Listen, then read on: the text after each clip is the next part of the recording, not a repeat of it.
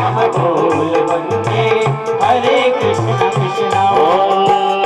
जिसको मिलेगी पीड़ा दुख मरम क्या जाने जाने, जिसको मिलेगी पीड़ा दुख मरम क्या जाने। जो न बोले कृष्णा कृष्णा नीति का धर्म क्या जाने, जो न बोले कृष्णा कृष्णा नीति का धर्म क्या जाने।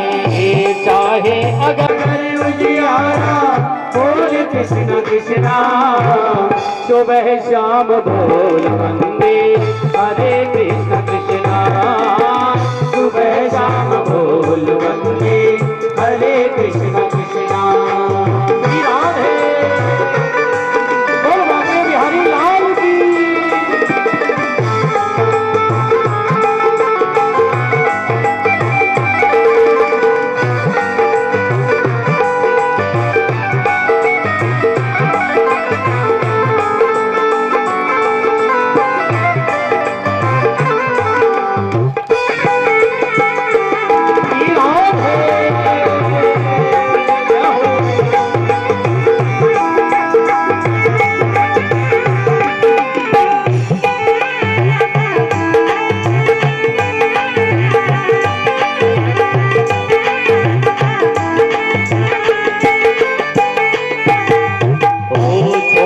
भटकना दर दर तोड़ दे अहंकारेरा, छोड़ दे भटकना दर दर छोड़ दे जग है दुख का डेरा डेरा, भूल जा जगत का जग है दुख का डेरा डेरा। मेरे काहे तुम्हारा मारा बोल कृष्णा कृष्णा, मेरे काहे तुम्हारा मारा बोल कृष्णा कृष्णा। भगवान सभी दोनों हाथ उठा के मिलेगा। सुबह शाम बोल वंदे हरे कृष्ण कृष्णा, सुबह शाम बोल वंदे हरे कृष्ण कृष्णा। सुबह शाम बोल वंदे हरे कृष्ण कृष्णा, सुबह शाम बोल वंदे कृष्णा। सुबह शाम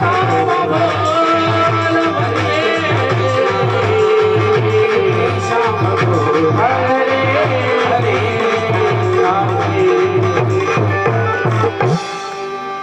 वही बात है। जपत जग वाल्मीकि भये ब्रह्म समाना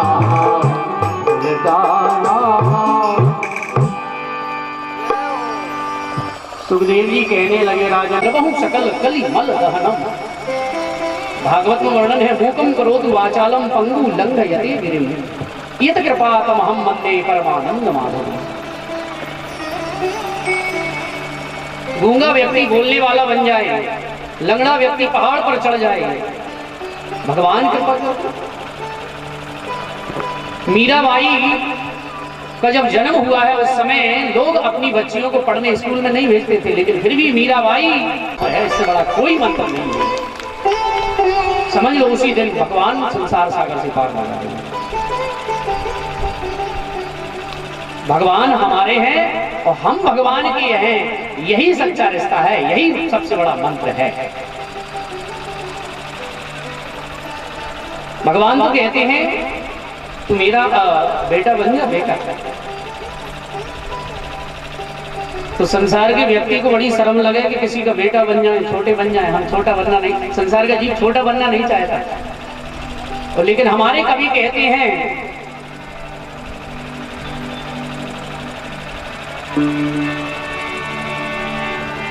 छोटा बने सो हरि पावे, छोटा बने सो हरि पावे। जैसे बूंद तिल अरुघत की,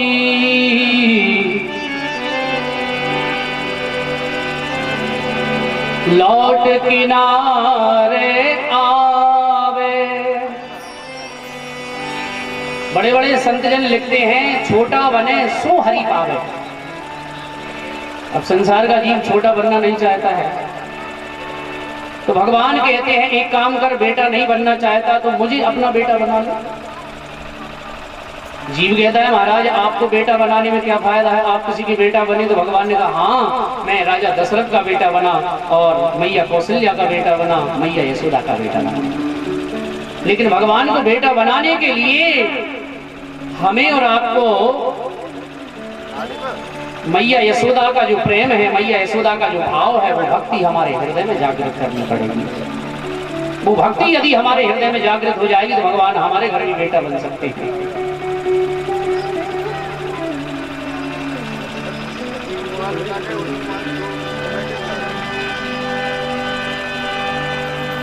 छोटा बने सो हरि पावे, तो भगवान जीव से कहते हैं रे संसारी जीव,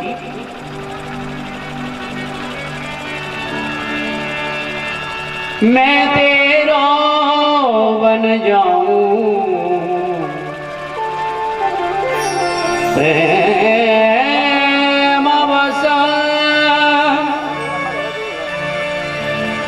मुझे अपना बना ले, मुझे पुत्र बना ले, मुझे बेटा बना ले, हो मैं तेरा बन जाऊं। कब बन जाऊं, कब बनोगे तुम प्रभु मेरे? तो बोले मैं तुम्हारा जब बन सकता हूं जब तुम्हारे हृदय में मैया यशोदा जैसा भाव जागृत होगा, भक्ति जागृत होगी। तो प्रेम बसे मैं तेरा बन जाऊं, जो पुत्र बन जाए तू मेरा, अपनी गोदी तुझे खिलाऊं। यदि तू मेरा बेटा बन जाएगा तो मैं अपनी गोदी में लेकर के, धन्य है वो भाव भक्त का, भगवान की गोदी जिसे मिले, जैसे भक्त ध्रुव को गोदी भगवान की मिली, भक्त प्रहलाद को भगवान की गोदी मिली। संसार का जो गद्दी संसार में किसी के पास नहीं है वो ध्रुव जी महाराज ने पाली, भगवान की गोद।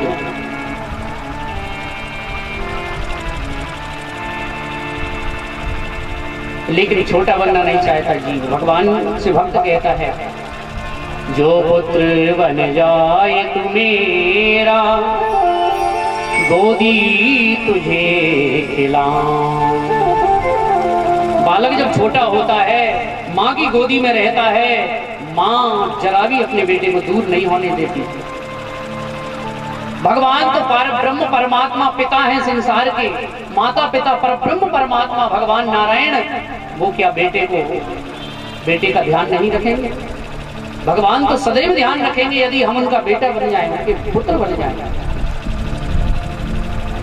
जो पुत्र बन जाए तू मेरा, गोदी तुझे खिलाऊं।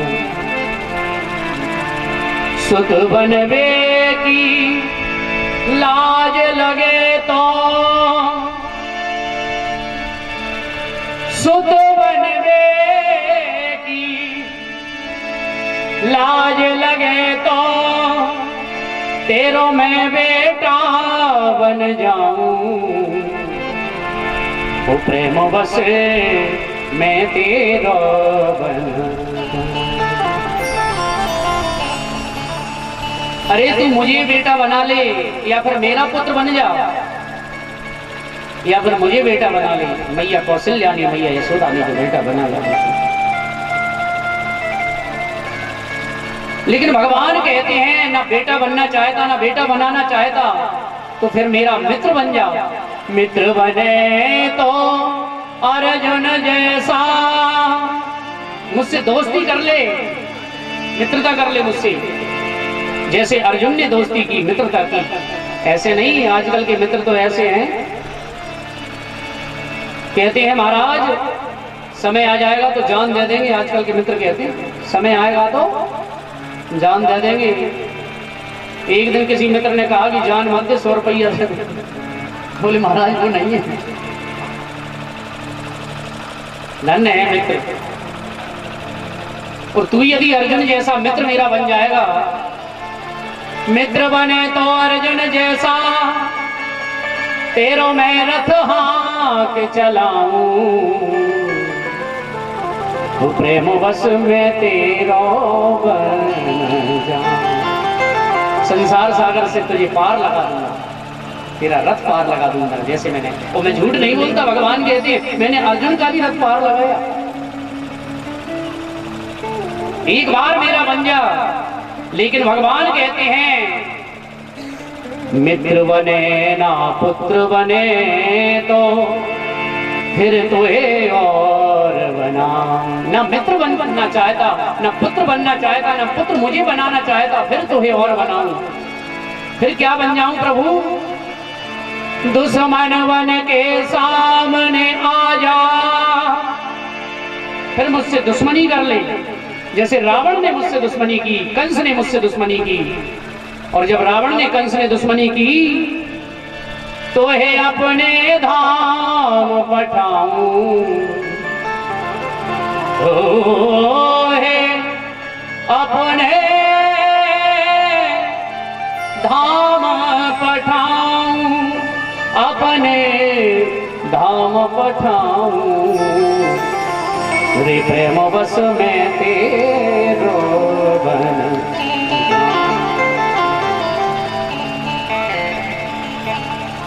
अरे कुछ तो बन जा। अब भैया हम लोगों पर डिपेंड करता है कि हम भगवान के क्या बनना चाहते हैं, क्योंकि वृंदावन में भगवान श्री ठाकुर जी कोई साधारण नहीं है। इसलिए तो भगवान ने 9 भक्ति बताई है। 9 भक्ति, प्रथम भक्ति संतन कर संगा, दूसरा रति मम कथा प्रसंगा। इन 9 में से यदि एक भी भक्ति किसी के जीवन में आ गई, समझो उसका कल्याण हो गया। और 8 हुई, और 9वीं भक्ति क्या है? 9वीं भक्ति बड़ी सरल है, नाम भी उसका है सरल। नवम सरल सब विधि सब ही नाम। 9वीं भक्ति है सरल हो जाना। तो सरल होना ही बड़ा कठिन है। बड़ी एक पावन कथा आती है। किसी गांव में एक व्यक्ति रहता था, भोजन करने में बड़ा ही तन्मय, भोजन करने का बड़ा शौकीन था, लेकिन घर का कुछ काम करे ना और भोजन खूब खाए। 4 सेर आटा सूखा भोजन के लिए चाहिए। वो भोजन करने वाले बड़े बड़े खतरनाक देखे, भगवान जाने। क्योंकि एक जगह हम कथा करने गए तो महाराज 2-3 रोटी पाई, बोले महाराज क्या भोजन करते हो? यजमान जी बोले। मैंने कहा भैया बस इतना ही, जिससे जीवन चलता रहे, और कथा सुनाते रहे। अरे नहीं नहीं महाराज, आपने अभी भोजन करने वाले नहीं देखे। वो भोजन करने वाले बड़े खतरनाक है भैया। हाँ, तो वो सज्जन हमसे बोले महाराज अभी तुमने भोजन करने वाले नहीं देखे। तो मैंने कहा कैसे? अब वो सुनाने लगे महाराज एक हमारे समधी साहब हैं, वो बड़े खतरनाक, ध्यान से सुनिए। अब हम गांव का नाम नहीं बताएंगे कहाँ के हैं वो, क्योंकि नहीं आप लोग पता चल जाएगा। बोले महाराज, आप वो अपनी बात सुनाने लगे। महाराज मेरी एक घर में बेटी, एक छोटा बेटा, बेटी का विवाह धूमधाम से किया मैंने। 1 साल हुई, मैंने समधी साहब को बुलाया, फोन लगाया, बोले समधी साहब आओ, कुछ मेहमानी होगी, भोजन प्रसादी होगी। समधी साहब नहीं आए। दूसरी साल हुई, फोन लगाया, समधी साहब आइए, नहीं आए। 3 साल हुई, नहीं आए। चौथी साल एक दिन अचानक समधी साहब शाम के समय घर।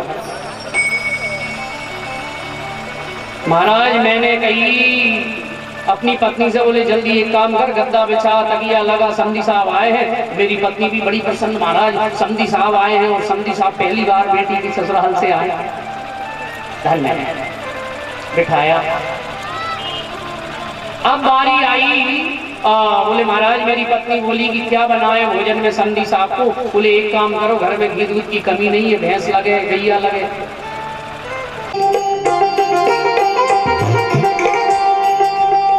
मैया ताली इसलिए नहीं बजा रही महाराज, हमें मिलने वाले थोड़ी है।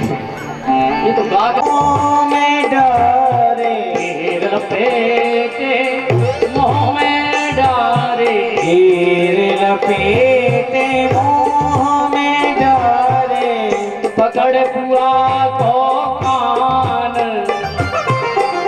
पकड़ बुआ को कान, गरमन माल भुवन को जान, गरमन माल भुवन को जान।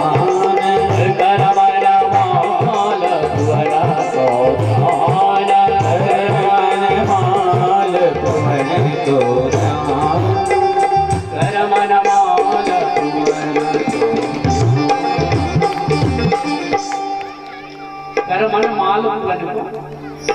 वो सज्जन कहने लगे महाराज पत्नी ने कही क्या बनाए, तो मैंने कहा शुद्ध घी के मालपुआ और बिल्कुल दूध की बिल्कुल प्योर दूध की खीर। अब खीर मालपुआ बने, ध्यान से श्रवण करना, सच्ची घटना है। 4 किलो दूध की खीर बनी और पत्नी ने पूछा क्या हो कितने मालपुआ बना ले। बोले एक काम करो, एक पत्नी मेरी, एक मैं, एक छोटा सा बेटा और एक सब समधी साहब, 3 लोग 3.5 व्यक्ति।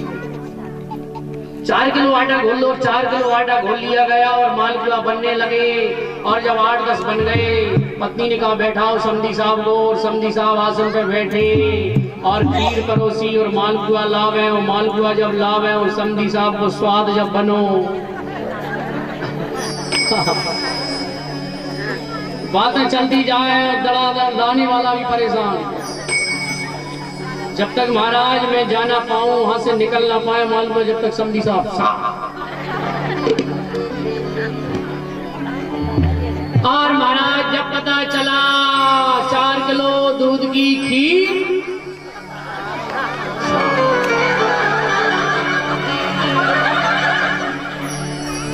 बोले महाराज मालपुआ, बोले आखिरी बचा। बोले महाराज मेरी पत्नी तो गुस्सा में आ गई। बोले ऐसो कैसो समझी सारे ही भागो। मैंने कहा शांत करो, 4 साल में आए कोठा पूरा कर रहे बीच बीच में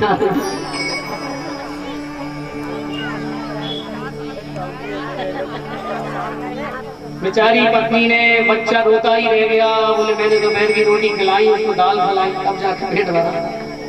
ऐसो कैसे समझी।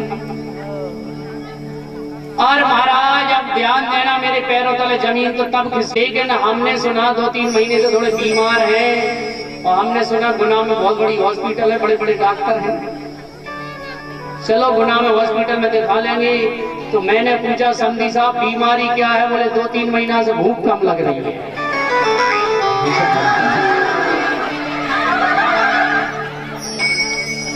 महाराज तिलक उठा के लगाया, रुपया विदाई में दिए। हमने कहा समधी साहब अब एक काम करियो, इलाज करवा के जहां से मत लौटिए, क्योंकि हमें तो भूख नहीं खुली और ये हाल है। और कहीं भूख खुल गई फिर। बोलिए नारायण भगवान की। 12 बजे बड़ी जोर से भूख लगी। किसी आश्रम में भोजन भंडारा चल रहा था, खड़ा होकर दरवाजे पर देखने लगा। एक संत ने पूछा क्यों भाई। अरे बोले बड़ी जोर, बोले मिलेगा। लेकिन वो सज्जन मेहनत करना नहीं चाहता। बोले काम तो कुछ नहीं करना पड़ेगा। बोले कोई काम नहीं, यहाँ तो सीताराम सीताराम गाओ, दोनों टाइम खाओ। भगत ने सोचा इससे अच्छी जगह कहीं नहीं मिलेगी। अब तो दोनों टाइम सीताराम सीताराम गाए और दोनों टाइम भोजन पाए। करते करते कई दिन व्यतीत हुए। एक दिन एकादशी पड़ी, 11 जानो कल आने वाली है। अब 11 के दिन वैष्णवों के घर भोजन नहीं बनता, मंदिर में भोजन नहीं बनता। आज मंदिर में रहे हो, वही कृष्ण रूप में आए। तो जितने भक्तों को भगवान ने कहा है कि मैं अगले जन्म में आप लोगों के साथ नृत्य करूंगा, तो इसीलिए तो भगवान ने गोपियों के साथ नृत्य किया। अमलात्मा विमलात्मा जितने भी संत हैं सब तपस्या कर रहे थे, भगवान को पति रूप में चाहते थे। लेकिन भगवान ने कहा मैं मर्यादा पुरुषोत्तम हूँ, कृष्ण जन्म में इच्छा पूरी करूंगा। तो भगवान आए और वृंदावन में गोकुल की गलियों में नंगे पैर डोल रहे हैं। आइए, इसलिए तो गोपियां भगवान के नाम का घुंघरू पैर में बांधती हैं, कमर में बांधती हैं और कहती हैं हो मैंने बांध लिया, हो मैंने बांध लिया, हो मैंने बांध लिया प्रेम वाला कंगना। हम और आप भी गोपी बन करके भगवान को अपने आंगन में बुलाएं।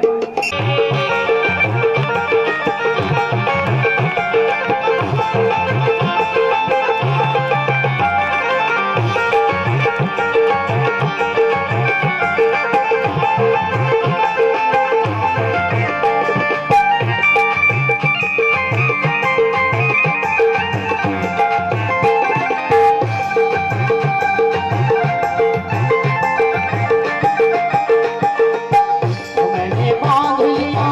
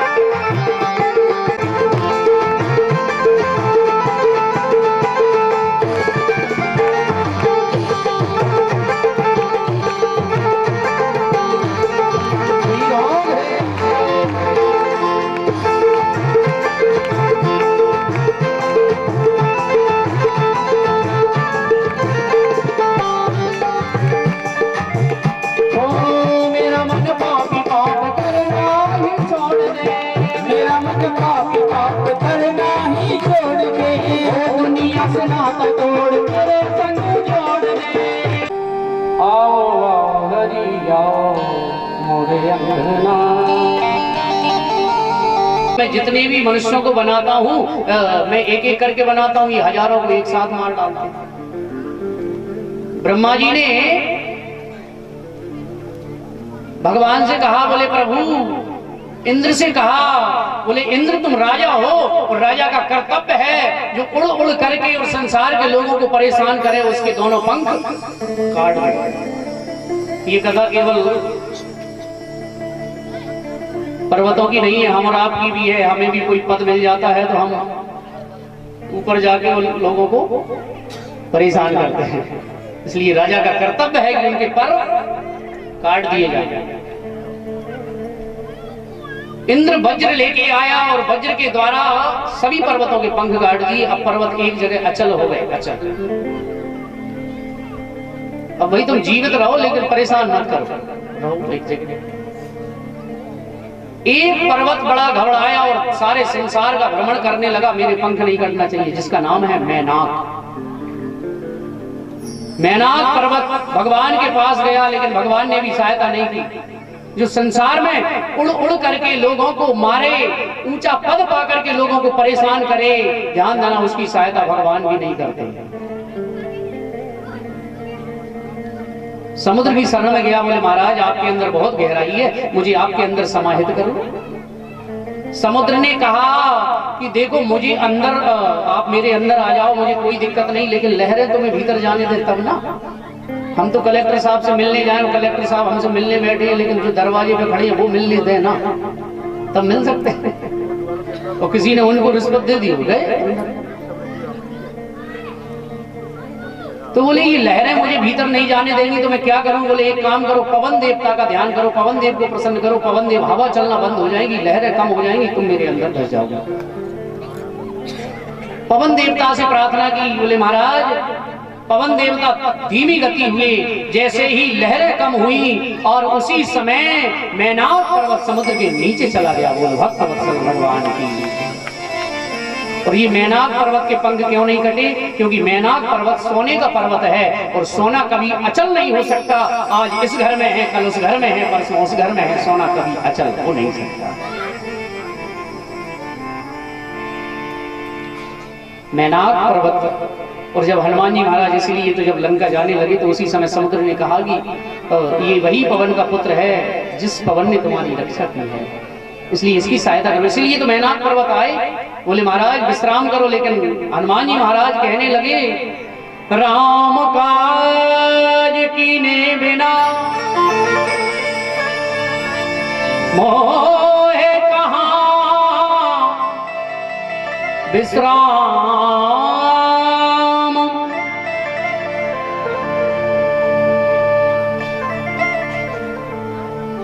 तो हम भक्त के विषय में चर्चा कर रहे थे। भक्त बैठा है नदी के किनारे और संपूर्ण राम दरबार आया और अब राम जी कहने लगे कि भगत अब आई गए हैं, हम तो भोजन कराओ। कहाँ है भोजन? आज भगत कहने लगा महाराज आज हमने भोजन बनाए ही नहीं।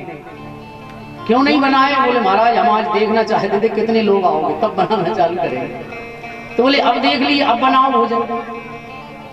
भगत बोला महाराज आज हम भोजन नहीं बनाएंगे। बोले क्यों नहीं बनाओगे? बोले आज हम बनाएंगे, मेहनत करेंगे, मिलना बचे हमें, इसलिए मेहनत ही क्यों करें, हमें नहीं बनाना भोजन।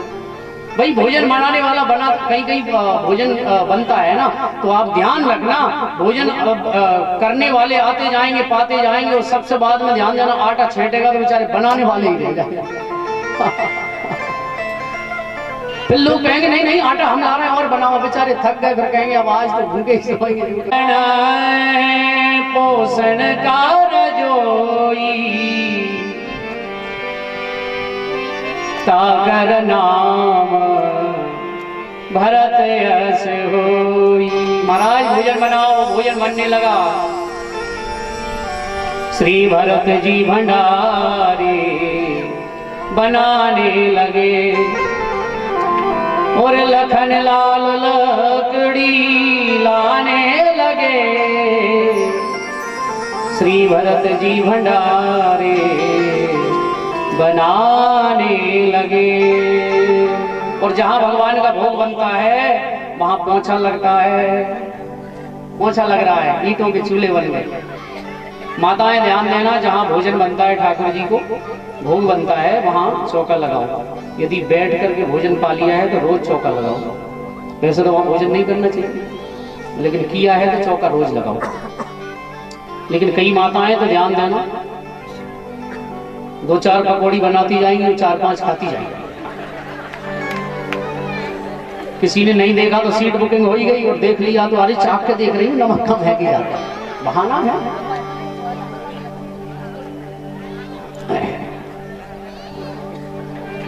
पहुंचते पूछ से आंजनेय चौका को और हाथों से पोता लगाने लगे।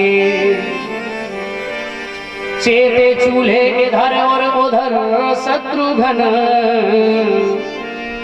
साग भाजी अमनिया कराने लगे।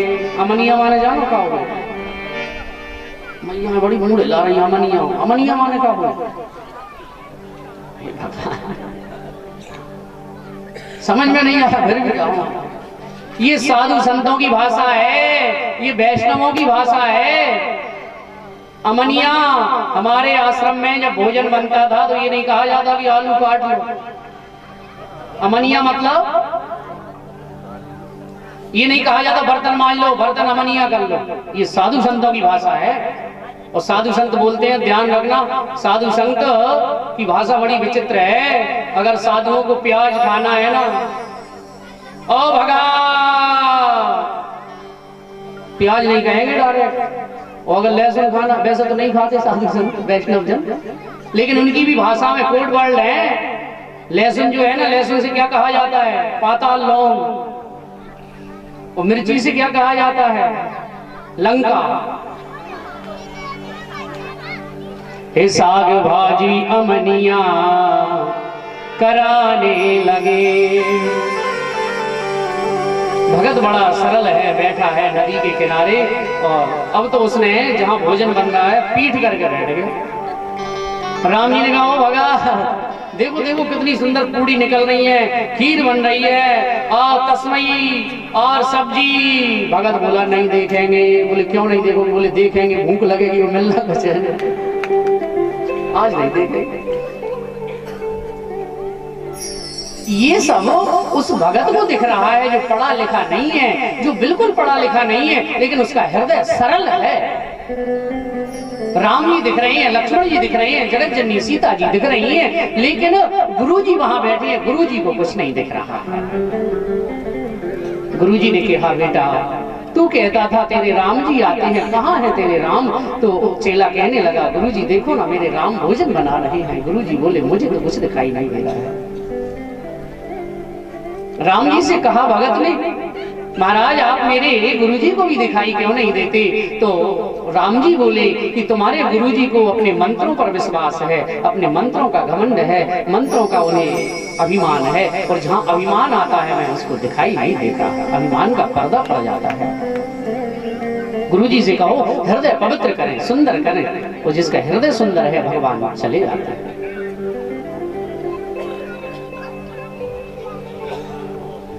महाराज गए और कहने लगे धृतराज से, अपने भाई से, बोले भैया अन्याय की बेल पर कभी अमृत का फल नहीं लग सकता। तुम्हारे पुत्र जो अन्याय कर रहे हैं, पांडवों को मारने के लिए लाक्षा गृह में जलाने का प्रयास किया जा रहा है, उसे रोको नहीं तो इसका परिणाम बड़ा भारी होगा। एक गांव को नष्ट कर देने से पूरा प्रांत बचता है, तो गांव को नष्ट कर देना चाहिए। विदुर नीति कहती है घर में एक व्यक्ति को घर से बाहर निकालने से पूरा घर बच रहा है, तो व्यक्ति को घर से बाहर निकाल देना चाहिए। तुम्हारी बाहर की आंखें तो है नहीं, अंदर की आंखों को भी मामा सपनी ने बर्बाद कर दिया। हे भैया तुम इस अन्याय को रोको। दुर्योधन को जब पता चला कि मेरे पिताजी के लिए भड़का रहे हैं विदुर जी, विदुर जी को मंत्री पद से इस्तीफा देना पड़ा। तो विदुर जी ने कहा जहां धर्म नहीं है वहां मैं रहकर भी क्या करूंगा। विदुर जी धर्म के अवतार हैं, इधर पांडवों के यहाँ भी युधिष्ठिर जी धर्म के अवतार हैं, लेकिन ध्यान देना धर्म के अवतार विदुर जी ने भी कई बार कौरवों से कहा, लेकिन कौरवों ने बात नहीं मानी। और यहाँ युधिष्ठिर जी जो बड़े हैं, पांडव जो भी युधिष्ठिर जी कहते हैं पांडव वैसा ही करते हैं, तो इसीलिए वहां धर्म सुरक्षित है। और यहाँ धर्म की बात कोई मानता नहीं है, वहां धर्म सुरक्षित नहीं है। वो कहते हैं जहां अधर्म की बात हो रही है वहां जो हाँ में हाँ मिलाता है उसको भी उसका हिस्सा भोगना पड़ता है। विदुर जी ने कहा मैं हाँ में हाँ नहीं मिलाऊंगा, जीवन में भले ही मैं मंत्री ना रहूं। और विदुर जी ने मंत्री पद त्याग कर दिया, अपनी पत्नी विदुरानी को लेकर के जाने लगे। उनकी पत्नी का नाम है सुलभा। रोती है सुलभा, जाकर के एक केले के वन में सुंदर कुटिया बनाई, माला लेकर के दोनों पति पत्नी भजन करने लगे। ओम नमो भगवते वासुदेवाय महामंत्र का जाप किया। कभी पत्ते खा लेते हैं, कभी फल खा लेते हैं, भोजन नहीं है घर में, अन्न का दाना नहीं है।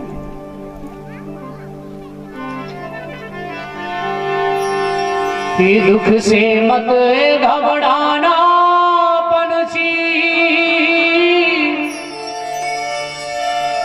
दुख तो एक अंधेरा है, जग वालों का हुआ अंधेरा, अपना हुआ सवेरा है। नेत्रों में आंसू, ध्यान देना। जितने भी भगवान के भक्त हुए हैं, जीवन में गरीबी रही है, जीवन में बड़ी मुश्किलें आई, लेकिन वो कभी नहीं घबराए। शिव दधीचि हरिश्चंद्र नरेशा, धर्म हेतु सही कोटि कलेशा। हम लोग तो जरा सी समस्या आ जाती है कि भगवान ने ये क्या कर दिया, दुख आया और भगवान को याद किया, सुख आया भगवान को भूल गए, कैसे कल्याण होगा। विदुर जी के घर अन्न का दाना नहीं है, लेकिन विदुर जी ने फिर भी कभी भगवान का भजन नहीं छोड़ा। माला हाथ में जपते हैं, पत्नी से कहते हैं कभी तो समय आएगा, कभी तो घर में अन्न आएगा, कभी तो गरीबी दूर होगी। गरीब भगवान कभी किसी को ना बनाए, गरीबी एक ऐसा अभिशाप है। कहते हैं बन जाते हैं रिश्तेदार जब पैसा पा